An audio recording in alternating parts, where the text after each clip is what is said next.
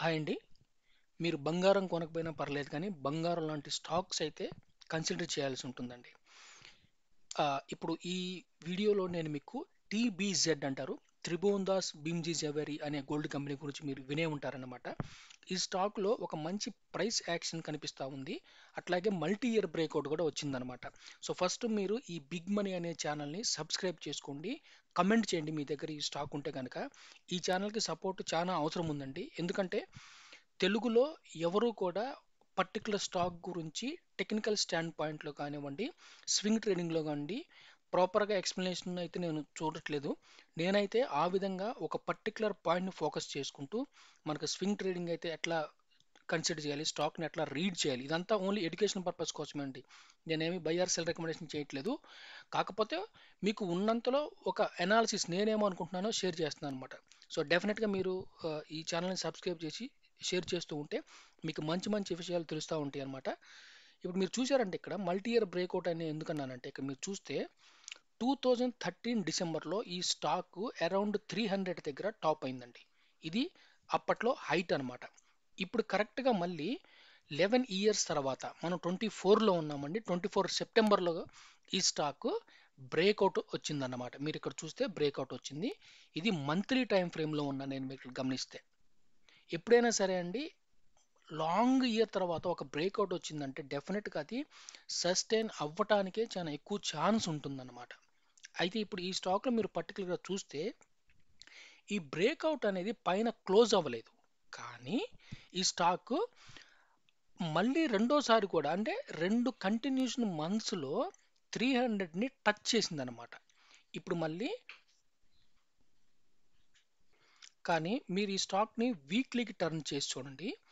వీక్లీలో ఏం జరిగిందంటే పర్టికులర్గా ఆగస్ట్ 24 నుంచి September 24, I mean August 5th అనుకుంటాను నేను ఈ చూస్తే, ఎస్, ఆగస్ట్ 5th నుంచి సెప్టెంబర్ 9th అండి. ఎగ్జాక్ట్గా ఆల్మోస్ట్ 1 మంత్లోనే ఈ స్టాకు 11 ఇయర్స్ వరకు ఏదైతే రిటర్న్స్ ఇవ్వలేదో ఆ returns ఇచ్చేసిందండి.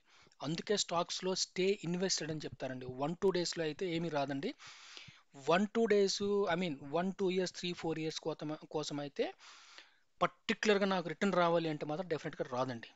It's a long term game only. రావచ్చు, రాకపోవచ్చు, బెనిఫిట్ అనేది మనకు ఉండొచ్చు, ఉండకపోవచ్చు. కానీ స్టాక్ ఎంచుకునే టైంలోనే మీరు ఒక మైండ్ సెట్ని ప్రిపేర్ అయి ఉండాలి. అంతేగా మనం ఇన్వెస్ట్ చేసాము డెఫినెట్గా ఇది పెరిగిద్దంటే అది పెరగదండి. చాలా పెద్ద కంపెనీస్ కూడా బ్యాంక్రప్ట్ అయినవి ఉన్నాయి.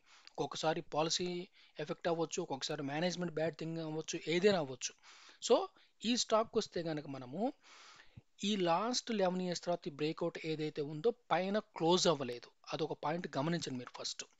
తర్వాత వచ్చేసి కానీ ఇక్కడ వాల్యూమ్ అయితే మంచిగా ఈ 10 ఇయర్స్లో లేనంత వాల్యూమ్ ఇక్కడ వాల్యూమ్ జరిగింది. ఇప్పుడు మళ్ళీ వీక్లీ బేస్ మీద చెప్పాను కదా, ఓన్లీ జస్ట్ 4 వీక్స్లోని ఈ స్టాక్ మంచి రిటర్న్స్ ఇచ్చిందని. ఆ తర్వాత కరెక్షన్ కూడా జరిగిందండి ఈ స్టాక్లో.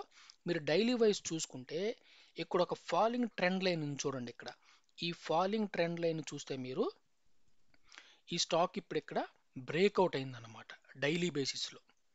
సో ఈ డైలీ బేసిస్లో బ్రేక్అవుట్ అయ్యే ముందు ఒక అక్యుములేషన్ ఫేజ్ అయితే నడిచిందండి. ఇక్కడ ఏం చూడాలంటే మీరు ఎప్పుడైనా సరే అక్యుములేషన్ ఫేజ్లో ప్రైస్ పెరిగినప్పుడు at the same time volume కూడా అప్టిక్ అవుతుందో లేదో కూడా చూసుకోవాల్సి ఉంటుంది. మీరు ఇక్కడ చూడండి, ఈ రోజు ఈ పర్టికులర్ రోజుని మీరు ఇక్కడ గమనిస్తే ఈ పెరిగిన రోజు వాల్యూము అంతకు ముందు ఉన్న రోజు కంటే కూడా పెరిగిందండి. ఈ చిన్న చిన్న చేంజెస్ అనమాట మనం గమనించాల్సింది. అక్యుములేషన్ జరుగుతుందా లేదా ఆ జోన్లో అని మనం తెలుసుకోవాల్సి ఉంటుంది. అట్ ద సేమ్ టైం మీరు మళ్ళీ గమనిస్తే ఈవెన్ ఎక్కడ కూడా మీరు అక్యుములేషన్ అప్పుడు ఒక చిన్న అప్టిక్ ఉంటుంది. మీరు వాల్యూమ్ని జస్ట్ ప్రీవియస్ డే కంటే చూడండి, నెక్స్ట్ డే క్యాండిల్ పెద్దగా ఉంటుంది. మీకు ఇంకా సింపుల్గా ఊరికి చూపించడానికి ఈ క్యాండిల్ కంటే దాని నెక్స్ట్ క్యాండిల్ వాల్యూమ్ పెద్దగా ఉంది చూడండి. మళ్ళీ ఈ క్యాండిల్ కంటే దాని నెక్స్ట్ టైం వాల్యూమ్ క్యాండిల్ పెద్దగా ఉంది చూడండి. మళ్ళీ ఇప్పుడు ఇక్కడ నెక్స్ట్ టైం ఈ బ్రేక్అవుట్ జరిగినప్పుడు కూడా వాల్యూమ్ క్యాండిల్ పెద్దగా ఉందన్నమాట. So price along with volume is more important అండి. ప్రైస్ పెరిగినప్పుడు వాల్యూమ్ కూడా దానికి తగ్గట్టుగానే ఎంతో కొంత పెరగాలి. లేదంటే అదొక ఎనామలీగా ఉండిపోతుంది అనమాట. సో ఇప్పుడు దీంట్లో అయితే డైలీ బ్రేక్అవుట్ రావడం జరిగింది.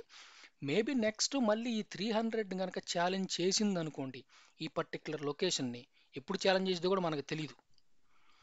ఇన్ కేస్ ఛాలెంజ్ చేసిందంటే డెఫినెట్గా మళ్ళీ దాని పైన ఉన్న ప్రీవియస్ హైట్ ఆ స్పీడ్లో ఒకసారి వెళ్ళింది 300 అక్కడ వరకు వెళ్ళింది. అంటే ఇప్పుడు 267 ఉంది, మళ్ళీ 358ని కూడా ఛాలెంజ్ చేసిద్దేమో మనం చూడాల్సి ఉంటుంది. సారీ అండి. బట్ చాలా జాగ్రత్తగా ఉండండి. ఈ స్టాక్ ఒక రోజులో వచ్చింది కాదండి, 10 ఇయర్స్ తర్వాత రిటర్న్ వచ్చిన స్టాక్ ఇది. మళ్ళీ మీరు దీంట్లో ఒకవేళ ఎవరన్నా కన్సిడర్ చేస్తున్నా కూడా మీ మైండ్ కూడా ఆ విధంగా ప్రిపేర్ అయి ఉండాలండి. లేదనుకోండి ఊరికే షార్ట్ టర్మ్లో ఏ గెయిన్స్ లాసెస్ ఉండవన్నమాట. బట్ ఇది ఓన్లీ ఎడ్యుకేషన్ పర్పస్ కోసమే నేను చేసింది, బై ఆర్ సెల్ రికమెండేషన్ కాదు. మీ ఓన్ ఫైనాన్షియల్ రీసెర్చ్ అనాలిసిస్ మీరే చేసుకొని మీ డెసిషన్ తీసుకోవాల్సి ఉంటుంది. Thank you.